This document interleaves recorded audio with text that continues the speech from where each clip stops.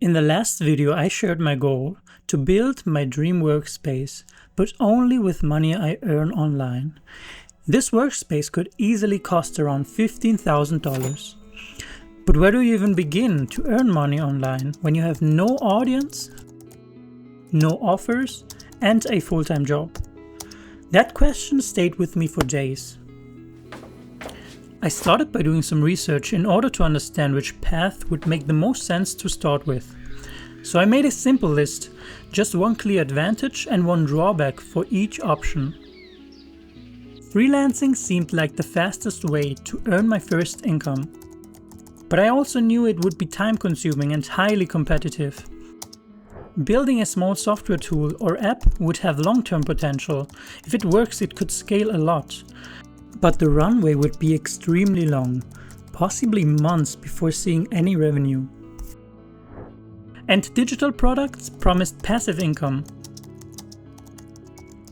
But without an audience, selling digital products would be a real challenge. I still want to explore all of these eventually. But right now, freelancing felt like the most realistic way to earn my first income on the web. I have a background in software development and user interface design, so if I was going to try freelancing, I would need a portfolio to show how I think and what kind of value I could offer to a potential client, even if I have no real projects to show yet. That is why I wanted my portfolio to feel personal and aesthetic. While browsing through Dribbble and portfolios of other developers and designers, one thing stood out to me: animations and 3D elements. They had something magical and left a skilled impression. Naturally, I wanted that too. I started dreaming up this idea, a 3D version of my chibi character waving to the visitor, maybe even guiding them through the site with small animations. But once I started digging into what it would actually take, I realized I completely underestimated the effort. So I scratched that idea and went with something simpler to start with. Just a small 3D bookshelf with a few of my favorite books. The plan was that when you click on one, it animates out and reveals my thoughts on it. The intention behind it was to give a little wow effect and maybe make me more memorable to a potential client. Reading documentations has never really worked for me, so I started searching YouTube for three.js tutorials, the library that most developers use for those 3D elements on the web. But most of the tutorials I could find on YouTube were either too vague or way too specific. On Reddit, the pros kept recommending a paid course, three.js Journey.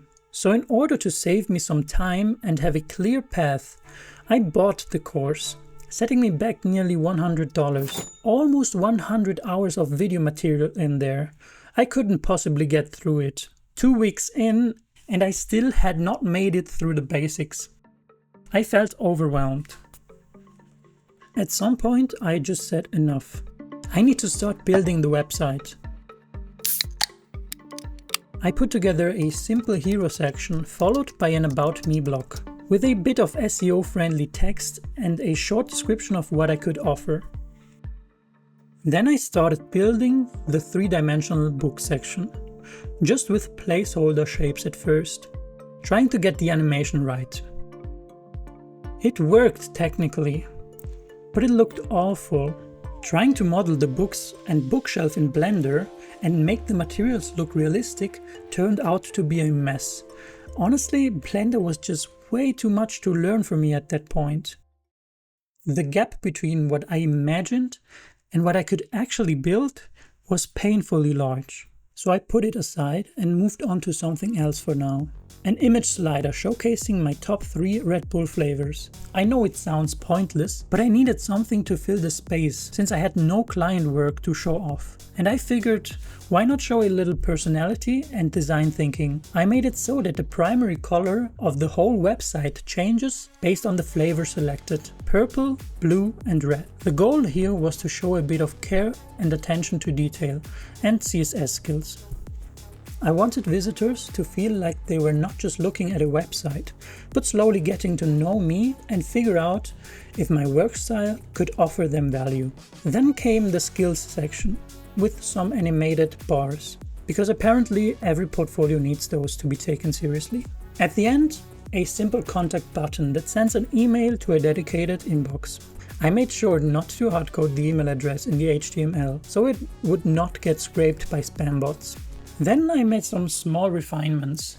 A language switcher, a manual theme toggle, dark and light mode,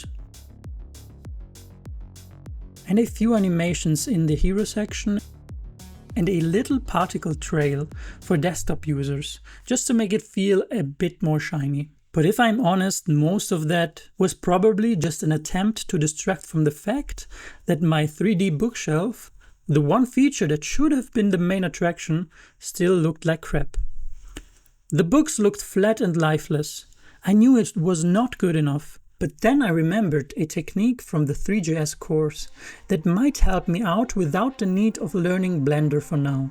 I looked online for possible pre-built textures that would make the objects look realistic by wrapping them up. So, with the help of a good friend of mine, I gave it another shot.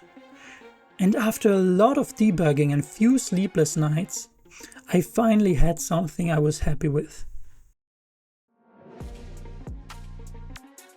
Well, what do you think?